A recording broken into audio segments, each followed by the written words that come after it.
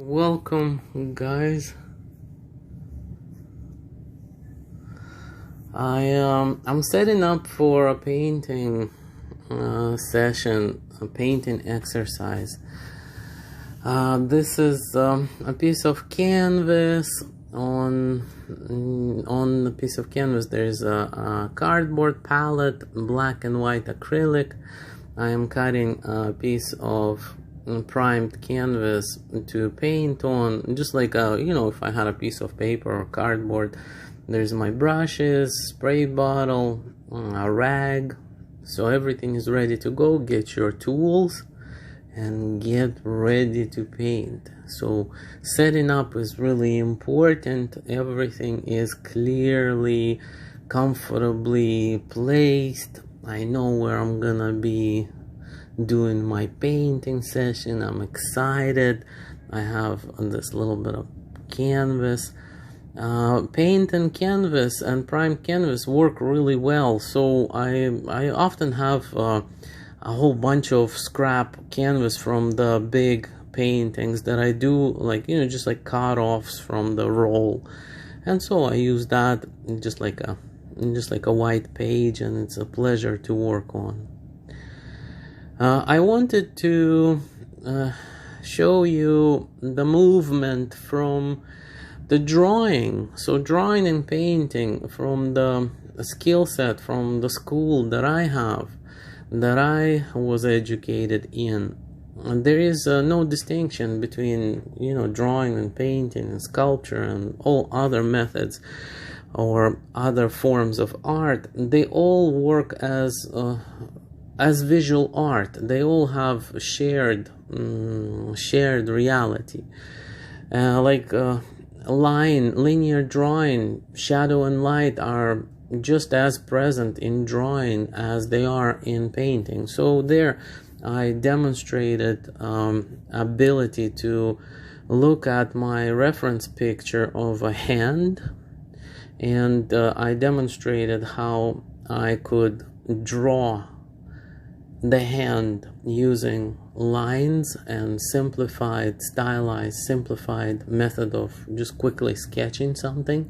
And then I'm showing how shading or painting in the mass of shadow, the black on the right side of the drawing of the hand, and then using the background to contrast, to create mid-tone with the medium gray, and then the light on the left side of the hand. That's the last thing to paint, and it's already working.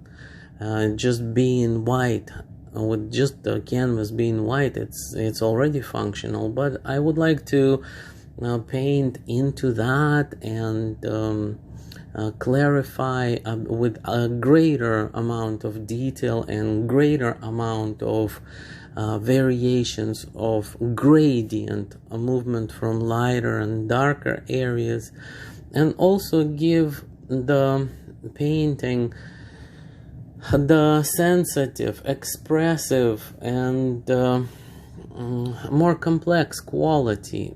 I would like to build up the three-dimensional properties of the object a little bit more. So I indicated that there is dark and light, and there is a mid-tone around the object, and now I can go in with a little bit of detail, and with a medium or mid-tone gray I can set up transition from dark to light in every area of the little painting I'm doing. What are the other strategies? What else am I thinking about when I do a study like this? It's really important to get more complex edges, like just a very silhouette, just the contour, just the edge of the object, whether it is on the top or the left side or the right side of anything.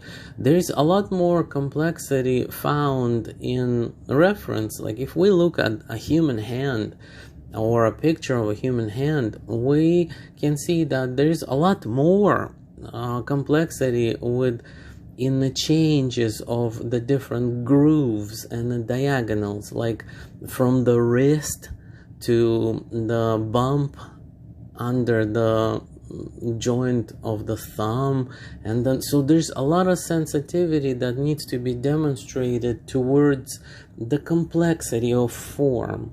And yeah, please be attentive, and please go from general and simple to a lot more complex.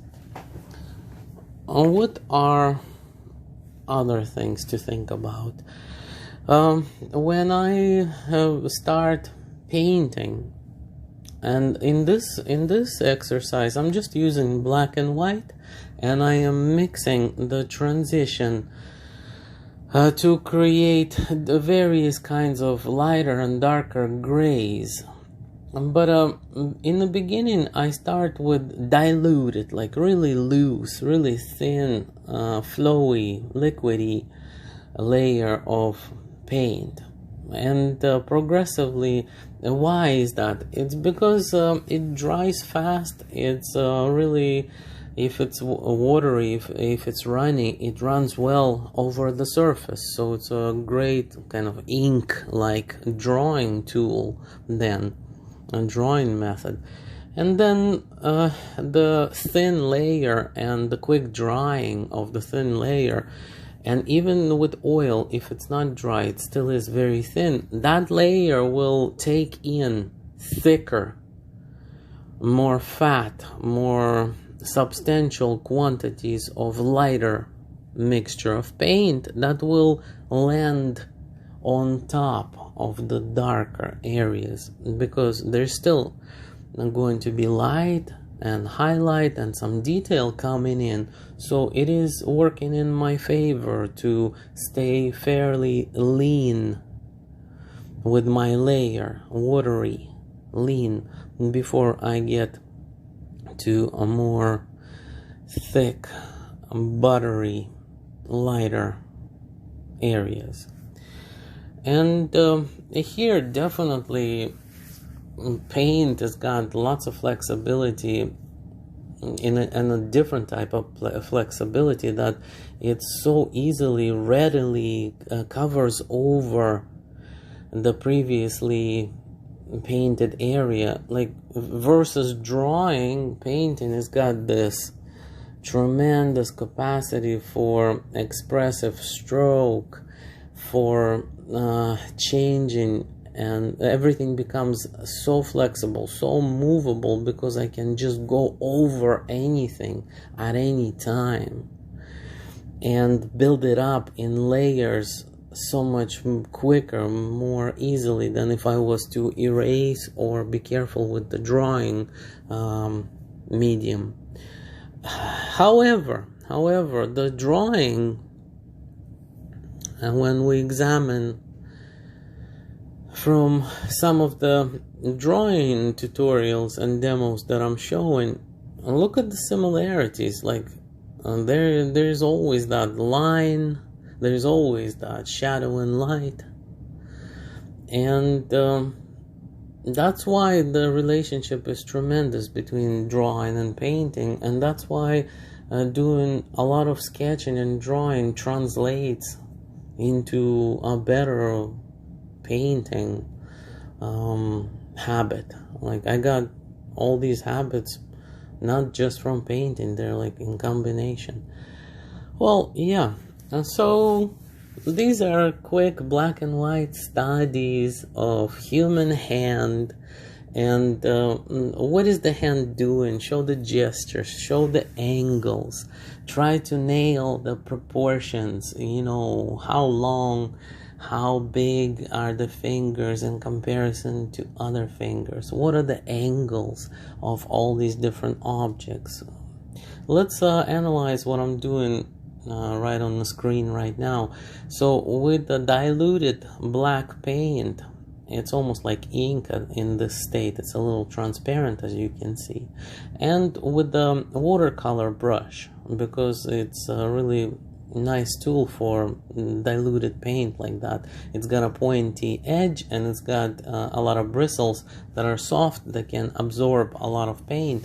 So the brush is well loaded full of paint, and it's producing thin and fine lines as well as big painterly blocky areas just the same. So it's a really flexible, really convenient tool. I begin with the drawing, and then I block in the very, very darks, the mass of shadow in black. Then once I have the major components, don't even think about details at this point. Just like follow the major mass, the major shape of dark. Then quickly, simultaneously, the mid-tone comes in. So I am moving away from the white of the canvas. It will come in, it will come back in, but not in such quantities as there are when the canvas is just freshly white like that.